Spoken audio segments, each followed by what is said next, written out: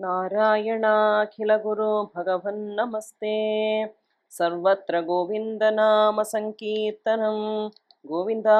गोविन्द। सान्द्रानन्दावबोधात्मकमनुपमितं कालदेशावधिभ्यां निर्मुक्तं नित्यमुक्तं निगमशतसहस्रेण निर्भास्यमानम् अस्पष्टं दृष्टमात्रे पुनरुरुपुरुषार्थात्मकं ब्रह्मतत्त्वं तत्तावद्भाति साक्षात् गुरुपवनपुरे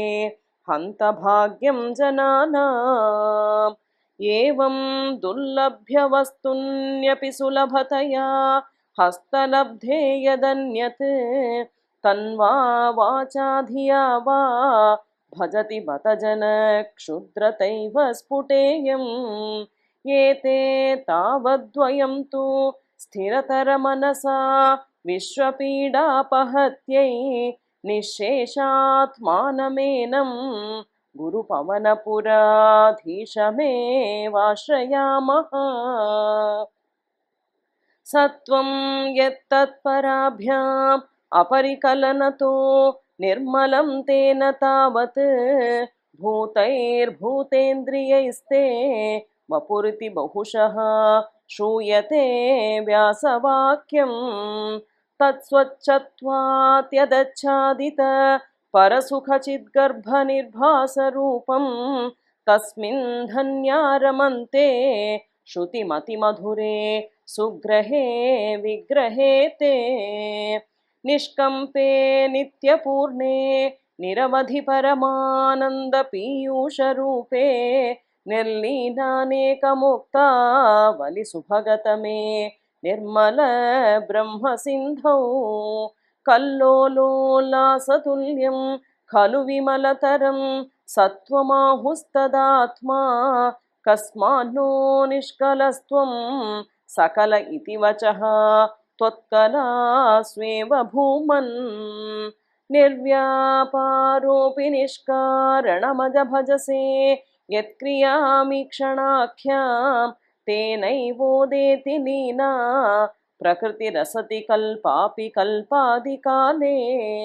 तस्या संशुद्धमंशं कमपि तमतिरोधायकं सत्त्वरूपं सत्त्वं धृत्वा दधासि स्वमहिमविभवा कुण्ठवैकुण्ठरूपम्। तत्ते प्रत्यग्रधाराधरललितकला यावलीकेलिकारं लावण्यसैकसारं सुकृतिजनदृशां पूर्णपुण्यावतारं लक्ष्मी निश्यङ्कलीला निलयनममृतस्यन्दसन्दोहमन्तः सिञ्चत्सञ्चिन्तकानां वपुरनुकलये मारुतागारनाथ। कष्टाते सृष्टिचेष्टा बहुतर भवखेदावहा जीवभाजाम् इत्येवं पूर्वमालोचितम् अजितमया नैव मद्याभिजाने। नो चेत् जीवा कथं वा मधुरतरमिदं त्वद्वपुश्चिद्रसार्द्रं नेत्रैः श्रोत्रैश्च पीत्वा परमरससुधां बोधिपूरे रमेरन्। नम्राणां सन्निधत्ते सततमपि पुरस्तैर्यनभ्यर्थितानपि अर्थान् कामानजस्रं वितरसि परमानन्दसान्द्रां गतिं च। इत्थं निःशेषलभ्यो निरवधिकफल पारिजातो हरे त्वं क्षुद्रं तं शक्रवाटी द्रुममभिलषति व्यर्थमर्थे व्रजोऽयम्। कारुण्यात् काममन्यं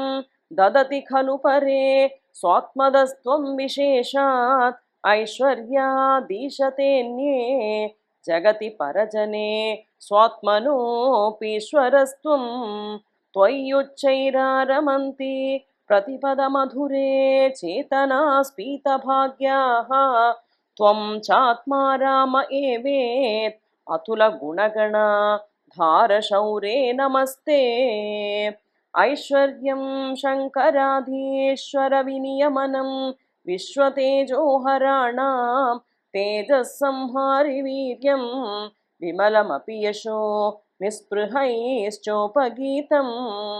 अङ्गासङ्गा सदा श्रीरखिलविदसिन क्वापि ते सङ्गवार्ता तद्वाता गारवासिन् मुरहर भगवत् शब्दमुख्याश्रयोऽसि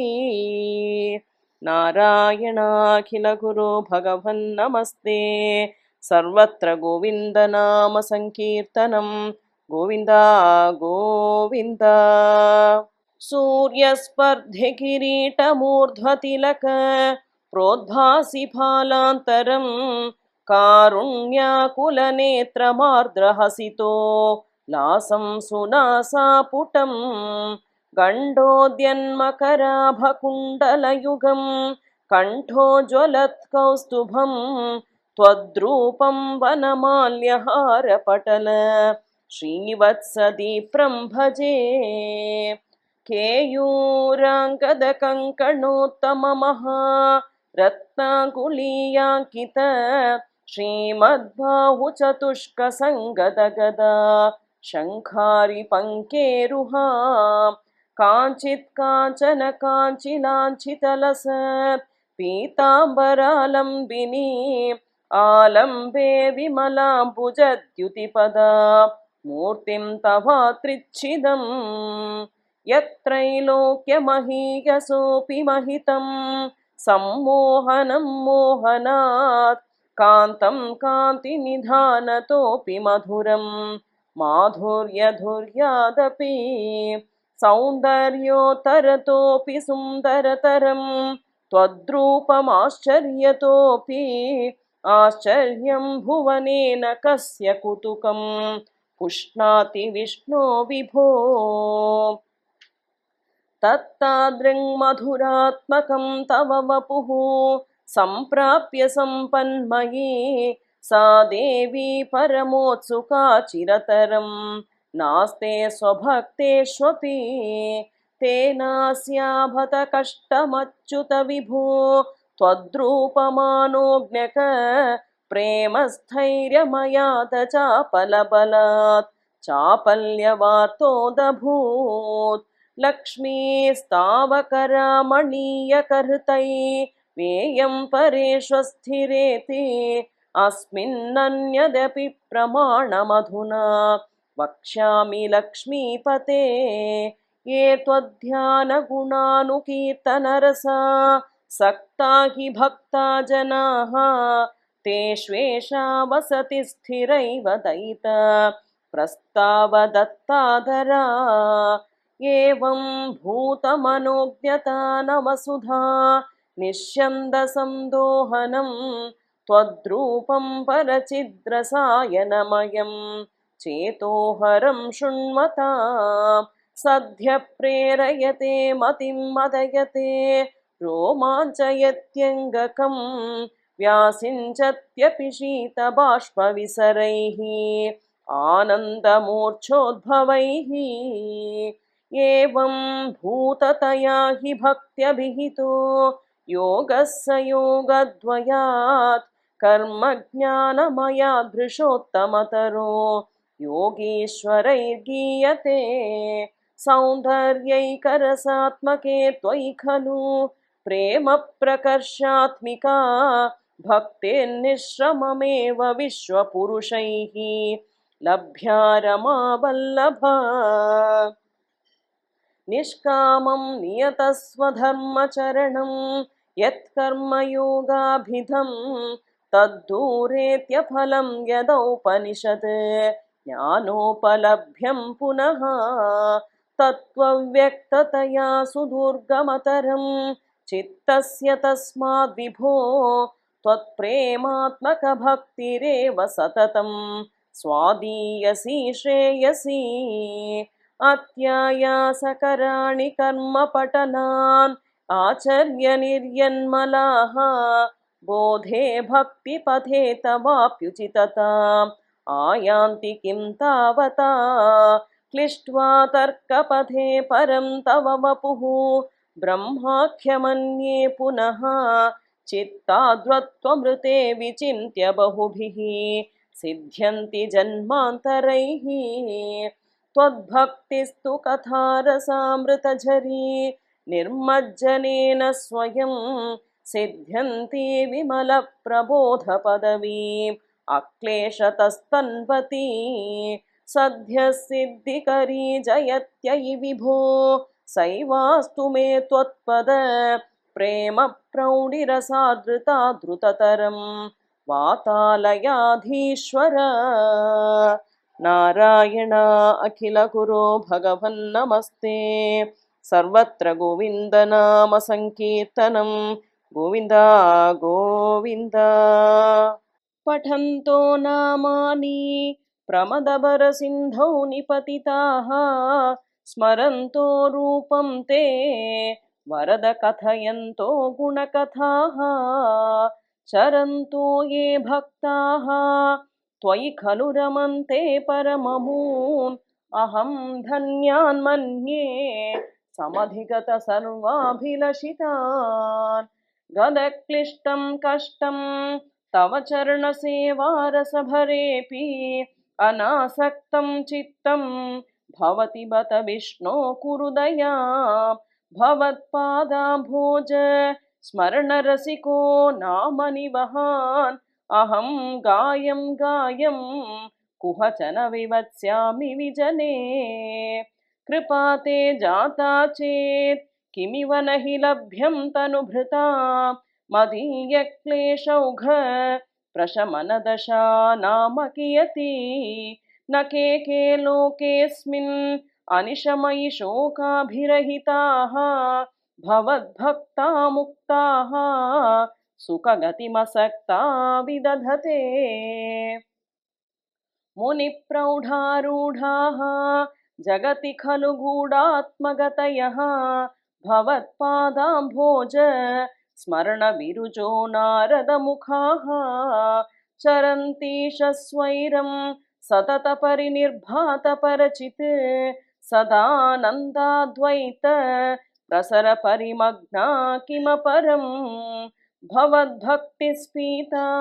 भवतु मम सैव प्रशमयेत् अशेषक्लेशौघं न खलु हृदि सन्देहकणिका न चेद्यासस्योक्तिः तव च वचनं नैगमवचः भवेन्मिथ्यारथ्या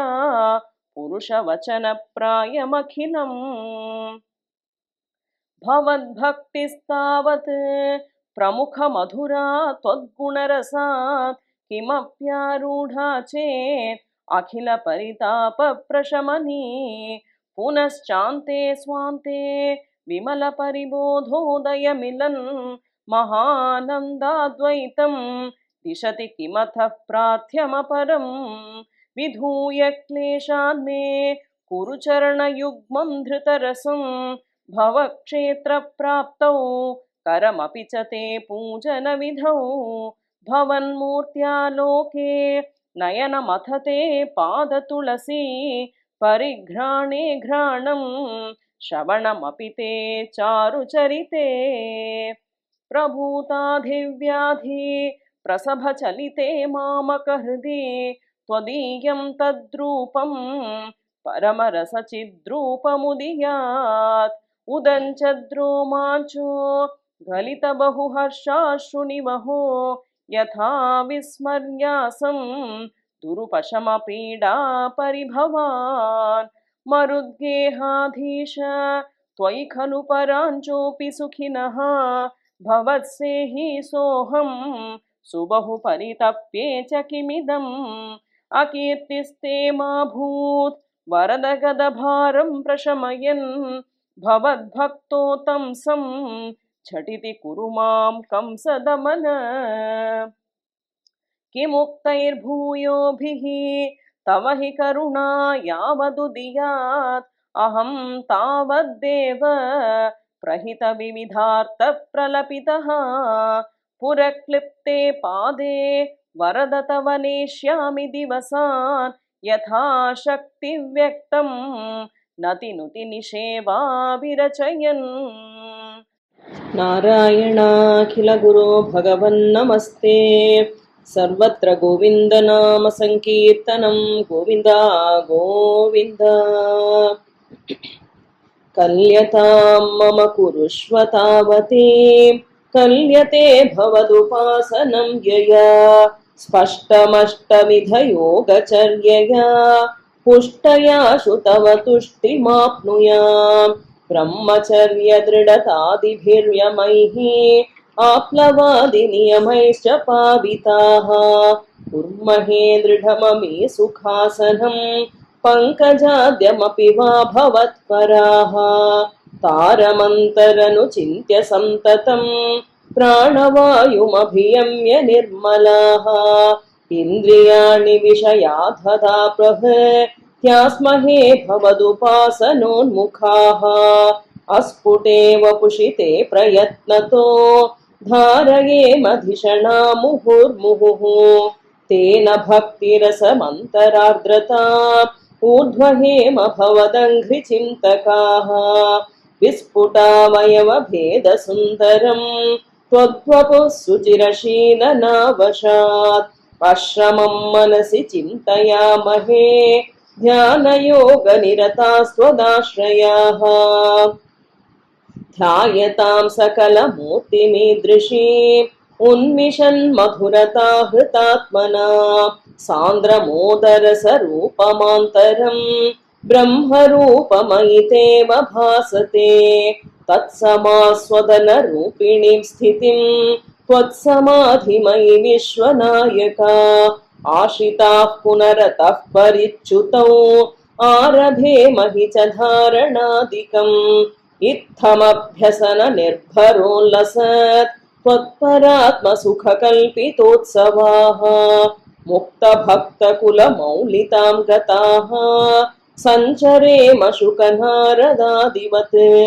त्वत्समाधिविजये तु यः पुनः मंशुमोक्षरसिकक्रमेण वा योगवश्यमनिलं षडाश्रयैः उन्नयत्यज सुषुम्नया शनैः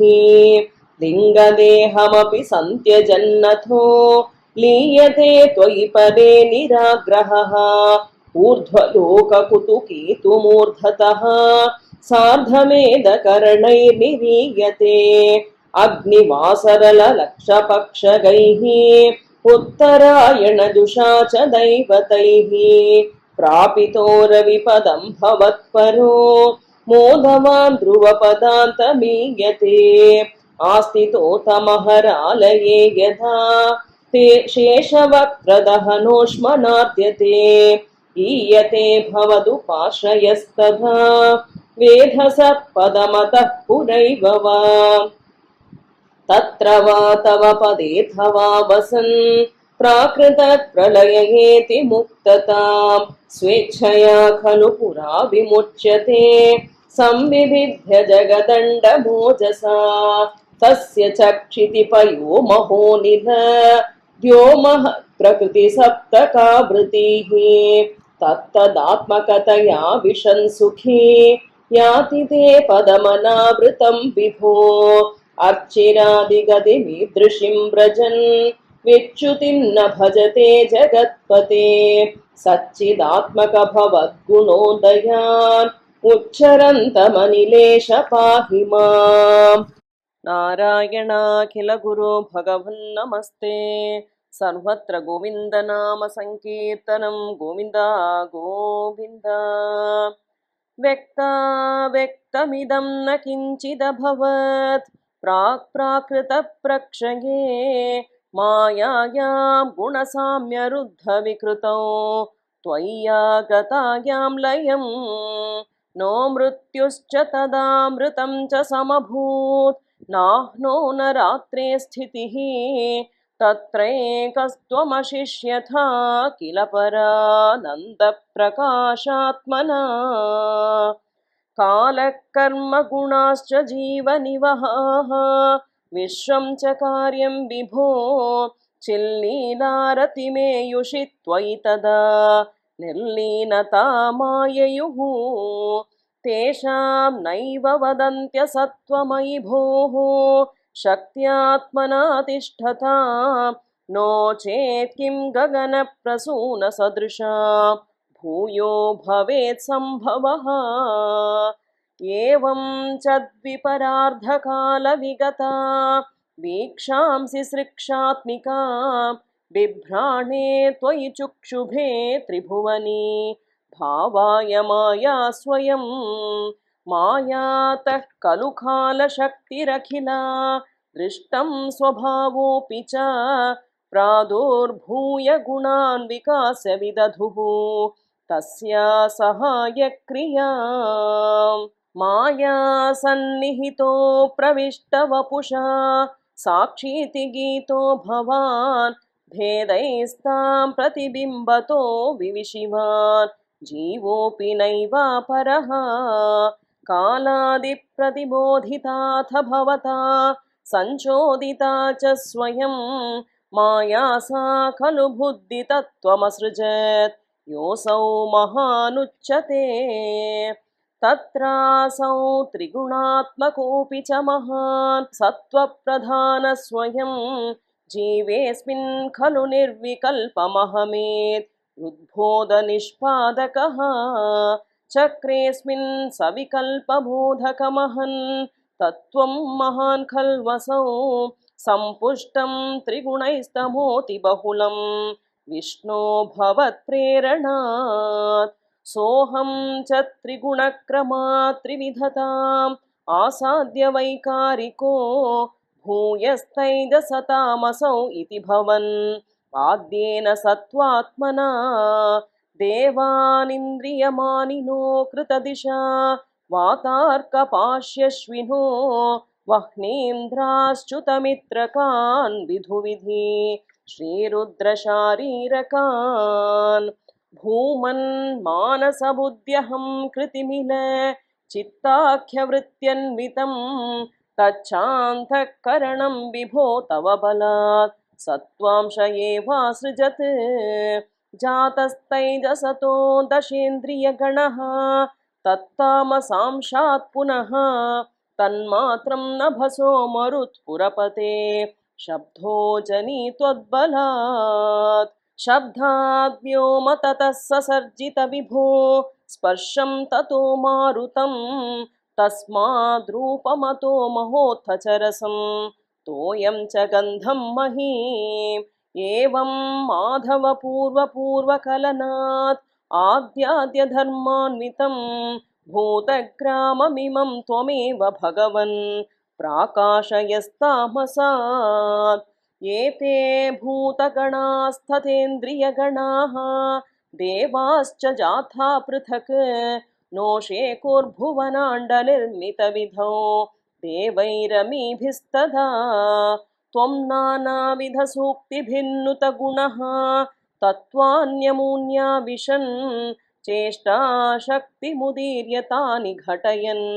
हैरण्यमण्डं व्यधाः अण्डं तत्खलु पूर्वसृष्टिसलिले तिष्ठत्सहस्रं समाः निर्भिन्दन्न कृताश्चतुर्दश जगत् रूपं विराडाह्वयं साहस्रैकरपादमूर्ध्वनिवहैः निःशेषजीवात्मको निर्भातोऽसि मरुत्पुराधिपसमां त्रायस्व सर्वामयात् नारायणाखिलगुरो भगवन्नमस्ते सर्वत्र गोविन्दनाम संकीर्तनं गोविन्द गोविन्द एवं चतुर्दश जगन्मयतां गतस्य पातालमीश तव पादतलं वदन्ति पादोर्ध्वदेशमपि देवरसातलं ते उल्फद्वयं खलु महातलमद्भुतात्मन् जङ्घे तलातलमथो सुतलं च जानु किं चोरुभागयुगलं वितलातले द्वे शोणीतलं जघनमम्बरमङ्गनाभिः वक्षश्च शक्रनिलयस्तव चक्रपाणे ग्रीवामहस्तव मुखं च जनस्तपस्तु फालं शिरस्तव समस्तमयस्य सत्यम् एवं जगन्मयतनो जगदाश्रितैरपि अन्यैर्निबद्धवपुषे भगवन् नमस्ते त्वद्ब्रह्मरन्ध्रपदमीश्वर विश्वकन्द छन्दांसि केशवघनास्तव केशपाशाः उल्लासि चिल्लियुगळं द्रुहिणस्य गेहं पक्ष्माणि रात्रिदिवसौ सविता च नेत्रे निःशेष विश्वरचना च कटाक्षमोक्षः कर्णौ दिशोऽश्वियुगलं तव नासिकेऽर्धे लोभत्रपे च भगवन्नधरोत्तरोष्टौ तारागणाश्च मनश्च दंष्ट्रा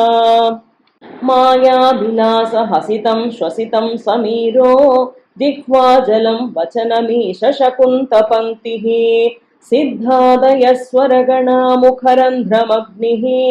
देवाभुजास्तनयुगं तव धर्मदेवः पृष्टं त्वधर्म इह देव मनःसुधांशुः अव्यक्तमेव हृदयाम्बुजमम्बुजाक्ष कुक्षित् समुद्रनिवहावसनं तु सन्ध्ये शेफः प्रजापतिरसौ वृषणौ च मित्रः श्रोणीस्थलं मृगगणा पदयोर्नखास्ते अस्त्युष्ट्रसैन्धवमुखागमनं तु कालः विप्रादिवर्णभवनं वदनाब्जबाहुः चारूरुयुग्मचरणं करुणाबुधे ते संसारचक्रमयि चक्रधर क्रियास्ते वीर्यं महासुरगणोऽस्ति कुलानि शैलाः नाड्यः सरिः समुदयस्तरवश्च रोमा जीयादिदं वपुरनिर्वचनीयमीश ईदृज्जगन्मय वपुस्तव कर्म भाजा कर्मावसान समये स्मरणीयमाहुः तस्यान्तरात्मवपुषे विमलात्मनेते वातालयाधिपनमोऽस्तु निरुन्धिरोगान् नारायणाखिलगुरो भगवन्नमस्ते सर्वत्र गोविन्दनाम संकीर्तनं गोविन्द गोविन्द एवं देवचतुर्दशात्मक जगद्रूपेण जातः पुनः तस्योर्ध्वं खलु सत्यलोकनिलये जातोऽसि धाता स्वयं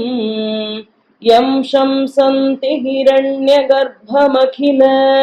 त्रैलोक्यजीवात्मकं यो भूत्स्फीतरजो विकारविकसन् नानासि सृक्षारसः सोऽयं विश्वविसर्गदत्तहृदयः सम्पश्यमानः स्वयं बोधं खल्वनवाप्य विश्वविषयं चिन्ताकुलस्तस्थिवान् तावत्त्वं जगतां पतेत पतपेत् वेयं हि वैहायसी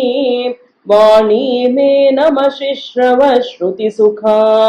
कुर्वं स्तपः प्रेरणाम् योऽसौ मामवदत् पुमानिति जला पूर्णे जगन्मण्डले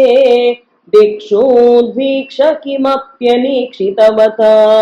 वाक्यार्थमुत्पश्यता दिव्यं वर्षसहस्रमात तपसा तेन त्वमाराधितः तस्मै दर्शितवानसि स्वनिलयं वैकुण्ठमेकाद्भुतम् माया यत्र कदापि नो विकुरुते भाते जगद्भ्यो बहिः शोकक्रोधविमोहसाध्वसमुखाः भावास्तु दूरं गताः सान्द्रानन्दझरी च यत्र परम ज्योतिः प्रकाशात्मके तत्ते धाम विभावितं विजयते वैकुण्ठरूपं विभो यस्मिन्नाम चतुर्भुजा हरिमणि श्यामा वदा तत्विशो नानाभूषणरत्नदीपितदिशो राजद्विमानालयाः भक्तिप्राप्त तथा विधोन्नतपदाः दिव्यन्ति दिव्या जनाः तत्ते धाम निरस्त सर्वशमलं वैकुण्ठरूपं जये नानादिव्यवधूजनैरभिवृता विद्युल्लता तुल्यया विश्वोन्मादनहृद्यगात्रलतया विद्योतिताशान्तरा त्वत्पादाम्बुजसौरभैककुतुकात् लक्ष्मी स्वयं लक्ष्यते यस्मिन् विस्मयनीय दिव्यविभवम् तत्ते पदं देहि मे तत्रैवं प्रतिदर्शिते निजपदे रत्नासनाध्यासितं भास्वत्कोटिलसत्किरीटकटका या कल्पति प्राकृति श्रीवत्साङ्कितमातकौस्तुभमणि छायारुणं कारणं विश्वेषां तव रूपमैक्षत विधिः तत्ते विभो भातु मे कालाम्भोदकलाय कोमलरुचि चक्रेण चक्रं दिशाम् आवृण्वानमुदारमन्दहसित स्यन्दप्रसन्नाननम् राजत्कम्बुगदारि पङ्कजधर श्रीमद्भुजामण्डलम् स्रष्टुस्तुष्टिकरं वपुस्तव विभो मद्रोगमुद्वासयेत् दृष्ट्वा सम्भृतः सम्भ्रमः कमलभूः त्वत्पादपाथोरुहे हर्षावेशवशं वदो निपतितः प्रीत्या कृतार्थी भवन् जानास्येव मनीषितं मम विभो ज्ञानं तदा पादय द्वैताद्वैत भवत्स्वरूप परमे त्याचष्टतं त्वां भजे आताम्रे चरणे विनम्रमथतं हस्तेन हस्ते स्पृशन् बोधस्ते भविता न सर्गविधिभिः बन्धोऽपि सञ्जायते इत्याभाष्यगिरं प्रतोष्य नितरा तच्चित्तगूढस्वयं सृष्टौ तं समुदैरयः स भगवन् उल्लासयोल्लाघता नारायणाखिलगुरो भगवन्नमस्ते सर्वत्र गोविन्दनाम संकीर्तनं गोविन्द गोविन्द एवं तावत् प्राकृतप्रक्षयान्ते ब्राह्मे कल्पे ह्यादिने लब्धजन्म ब्रह्मा भूयस्त्वत्त्वयेवाप्यवेदान् सृष्टिं चक्रे पूर्वकल्पोपमाना सोऽयं चतुर्युगसहस्रमितान्यहानि तावन्मिताश्च रजनीर्बहुशो निनाय निद्रात्यसौ त्वयि निलीय समं स्वसृष्टैः नैमित्तिकप्रणयमाहुरतोऽस्य रात्रिम् अस्मादृशा पुनरहर्मुखकृत्य तुल्या सृष्टिं करोत्यनुदिनं स भवत्प्रसादात् प्राग्ब्राह्मकल्पजनुषां च परायुषां तु सुप्तप्रबोधनसमास्ति तदापि सृष्टिः पञ्चाशदब्धमधुना स्ववयोर्धरूपम् एकं पदार्थमतिवृत्य हि वर्ततेऽसौ तत्रान्त्यरात्रिचरितान् कथयामि भूमन् पश्चादिनावतरणे च भवद्विलासात् दिनावसानेऽथ सरोजयोनिः सुषुप्तिकामस्त्वयि सन्निलिल्ये जगन्ति च त्वज्जठरं समीयुः तदेदमेकार्णवमास विश्वम् तवैव वेशे फणिराजिशेषे जलैकशेषे भुवने स्मशेषे आनन्दसान्द्रानुभवस्वरूपः स्वयोगनिद्रा परिमुद्रितात्मा कालाख्यशक्तिं प्रलयावसाने प्रबोधयेत्यादिशत किलाधौ त्वया प्रसुप्तं परिसुप्तशक्ति व्रजेन तत्राखिलजीवधाम्ना चतुर्युगाणां च सहस्रमेवं त्वयि प्रसुप्ते पुनरद्वितीये कालाख्यशक्तिप्रथमप्रबुद्धा प्राबोधयत्वां किल विश्वनाथ विबुध्य च त्वं जलगर्भशाहिन् विलोक्य लोकानखिलान् प्रलीनान् तेष्वेव सूक्ष्मात्मतया निजान्तः स्थितेषु विश्वेषु ददाथ दृष्टिम् ततस्त्वदीया दयिनाभिरन्ध्रात् उदञ्चितं किञ्चन दिव्यपद्मम् निलीननिःशेषपदार्थमाला संक्षेपरूपं मुकुलायमानम् तदेदम्भोरुहकुड्मलं ते कलेभरातोयपथे प्ररूढम् बहिर्निरीतं परितस्फुरद्भिः स्वधामभिर्ध्वान्तमलं न्यकृन्तत् सम्फुल्लवत्रे नितरां विचित्रे तस्मिन् भवद्भिर्यधृते सरोजे सपद्मजन्मा विधिरा विरासीत् स्वयं प्रबुद्धाखिलवेदराशिः अस्मिन् परात्मन् अनुपाद्मकल्पे त्वमित्थमुत्थापितपद्मयोनिः अनन्तभूमाममरोगराशिं निरुन्धि वातालयवास विष्णो नारायणाखिलगुरो भगवन्नमस्ते स्थितः स कमलोद्भव तव हि नाभिपङ्केरुहे कुतस्त्विदिदमम्बुधौ उदितमित्यनालोकयन् तदीक्षणकुतूहलात् प्रतिदिशं विवृत्ताननः चतुर्वदनतामगात् विकसदष्टदृष्ट्यम्बुजा महार्णवविघूर्णितम् कमलमेव तत्केवलम् विलोक्य तदुपाश्रयम् तव तनुं तु नालोकयन् त एष कमलोदरे महति निस्सहायो ह्यहम् कुतस्त्विदिदमम्बुजम् समजनीति चिन्तामगात् अमुष्य हि सरोरुह किमपि कारणं सम्भवेत् इति स्म कृतनिश्चय स खलु नालरन्ध्राध्वना स्वयोगबलविद्यया समवरूढवान् प्रौढधीः त्वदीयमतिमोहनम् न तु कलेबरं दृष्टवान् ततः सकलनालिका विवरमार्गगोमार्गयन् प्रयस्वशतवत्सरम् किमपि नैव सन्दृष्टवान् निवृत्य कमलोदरे सुखनिषण्ण एकाग्रधीः समाधिबलमादधे भवदनुग्रहैकाग्रही शतेन परिवत्सरै दृढसमाधिबन्धोलसत् प्रबोधविशदीकृत स खलु पद्मिनी सम्भवः अदृष्टचरमद्भुतम् तव हि रूपमन्तर्दृशा व्यचष्टपरितुष्टधे भुजगभोगभागाश्रयम् किरीटमकुटोलसत् कटकहारकेयूरयुम् मणिस्फुरितमेखलम् सुपरिवीतपीताम्बरम् कलाय कुसुमप्रभम् गलतलोलसत्कौस्तुभम् वपुस्तदयि भावये कमलजन्मने दर्शितम् श्रुतिप्रकरदर्शित प्रचुरवैभव श्रीपते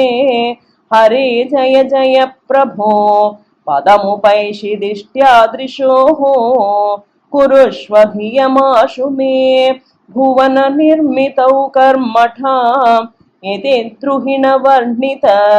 स्वगुणबंहि मां पाहि मां लभस्व भुवनत्रयी रचनदक्षतामक्षतां गृहाणमदनुग्रहम् कुरु तपश्च भूयो विधे भवत्व किल साधनी मयि च भक्तिरत्युत्कटेति युदीर्यगिरमादधा मुदितचेतसं वेदसं शतं कृततपास्ततः स खलु दिव्यसंवत्सरान् अवाप्य च तपोबलम् मतिबलं च पूर्वाधिकम् उदीक्ष्य किल कम्पितम् पयसि पङ्कजं वायुना भवद्फलविजृम्भित पवनपाथसी पीतवान् तवैव कृपया पुनः सरसिजेन तेनैव स प्रकल्प्य भुवनत्रयीं प्रववृते प्रजानिर्मितौ तथाविध कृपाभरो गुरुमरुत्पुराधीश्वर त्वमाशु परिपाहि मां गुरुदयोक्षितैरीक्षितैः। नारायणाखिल गुरो भगवन्नमस्ते। सर्वत्र गोविन्द नाम संकीर्तनं गोविन्द गोविन्द। वैकुण्ठवर्धित बलोऽथ भवत्प्रसादात् अम्भोजयो निरसृजत् किल जीवदेहान् स्तास्नूनि भूरुहमयानि तथा तिरश्चाम् जातिर्मनुष्यनिवहानपि देवभेदान् मिथ्या गृहास्मि मतिरागविकोपभीतिः अज्ञानवृत्तिमिति पञ्चविधां ससृष्ट्वा उद्धामतामसपदार्थविधानदूनः तेने त्वदीयचरणस्मरणं विशुध्ये तावत् ससज्ज मनसा सनकं सनन्दं भूयः सनातनमुनिं च सनत्कुमारं ते सृष्टिकर्मणि तु तेन नियुज्यमानाः त्वत्पादभक्तिरसिका जगुहुर्नवाणीं तावत् प्रकोपमुदितं प्रतिरुन्धतोऽस्य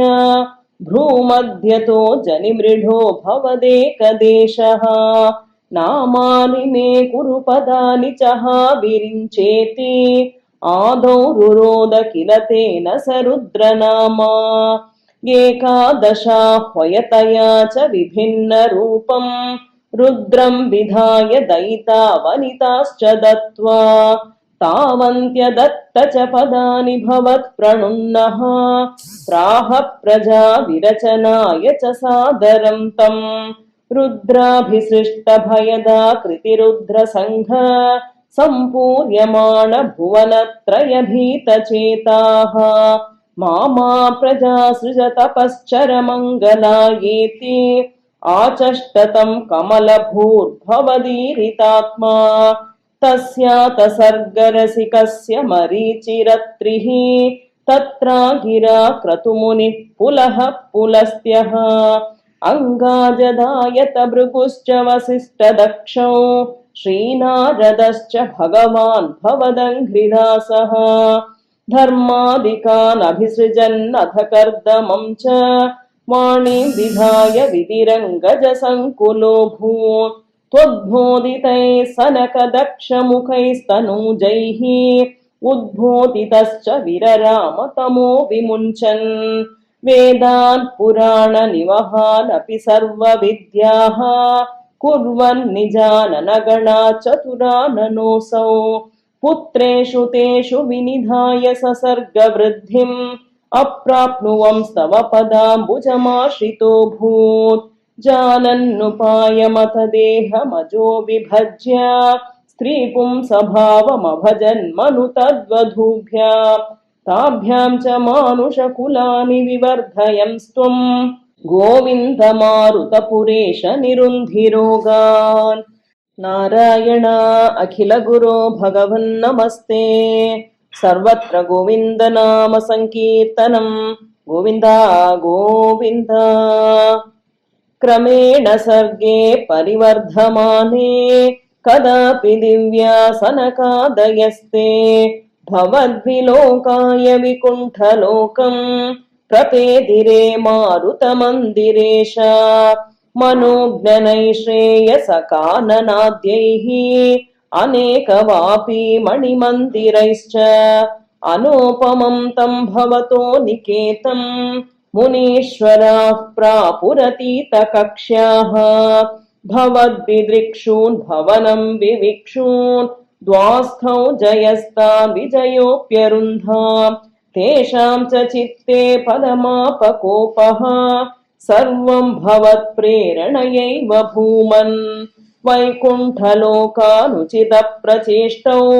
कष्टौ युवां दैत्यगतिं भजेतम् इति प्रशप्तौ भवदाश्रयौ तौ हरिस्मृतिर्नोऽस्त्विति नेमतुस्तान् तदेतदाज्ञाय भवानवाप्तः सहैव लक्ष्म्या बहिरम्बुजाक्षा खगेश्वरां सार्पितचारुबाहुः आनन्दयंस्तानभिराममूर्त्या प्रसाद्य गीर्भिस्तुवतो मुनीन्द्रान् अनन्यनाथावथ पार्षदौ तौ संरम्भयोगेन भवैस्त्रिभिर्मा उपेतमित्थाथ कृपं न्यगादीः त्वदीयभृत्यावथ काश्यपातौ सुरारिवीरा उदितौ दितौ द्वौ सन्ध्यासमुत्पादनकष्टचेष्टौ यमौ च लोकस्य यमाविवान्यौ हिरण्यपूर्वः कशिपुः किलैकः परो हिरण्याक्ष इति प्रतीतः उभौ भवन्नाथमशेषलोकम् वृषान्यरुन्धां निजवासनान्धौ तयोर्हिरण्याक्ष महासुरेन्द्रो रणाय धावन्ननवाप्तवैरी भवत्प्रियां श्मां सलिले निमज्य चचार गर्वाद् विनदन् गदावान् ततो जलेशा सदृशं भवन्तं निशम्य बभ्राम गवेशयं स्वाम् भक्तैकदृश्यः स कृपानिधे त्वं निरुन्धिरोगान् मरुदालयेशा। नारायण अखिल गुरो भगवन्नमस्ते। सर्वत्र गोविन्द नाम संकीर्तनम् गोविन्द गोविन्द। स्वायम्भुवो मनुरथो जनसर्गशीलो दृष्ट्वा महीम् असमये सलिले निमग्ना स्रष्टारमापशरणं भवदङ्घ्रिसेवा तुष्टाशयं मुनिजनैः सह सत्यलोके कष्टं प्रजा सृजति मय्यवनिर्निमग्ना स्थानं सरोज भव कल्पय तत्प्रजानाम् इत्येवमेष कथितो मनुना स्वयंभूः अम्भोरुहाक्ष तव पादयुगं व्यचिन्तेत् आहा विभो जलमहं न्यपिबं पुरस्तात् अद्यापि मज्जति मही किमहं करोमि इत्थं त्वदङ्घ्रियुगलं शरणं यतोऽस्य नासापुटात् समभवः शिशुकोलरूपी अङ्गुष्टमात्रवपुरत्पतितः पुरस्तात् भूयोत कुम्भिसदृशः समजृम्भथास्त्वम् अभ्रे तथाविधमुदीक्ष्य भवन्तमुच्चैः विस्मेरता विधिरगा सहसूनुभिः स्वैः कोऽसावचिन्त्य महिमा किटिरुत्थितो मे नासापुटात् किमु भवेदजितस्य माया इत्थं विचिन्तयति धातरि शैलमात्रः सद्यो भवन् किल जगर्जितघोरघोरम् तं ते निनादमुपकर्ण्य जनस्तपस्थाः सत्यस्थिताश्च मुनयो नुनुवुर्भवन्तम् तस्तोत्र हर्षुलमना परिणद्य भूयः तोयाशयं विपुलमूर्तिरवातरस्त्वम्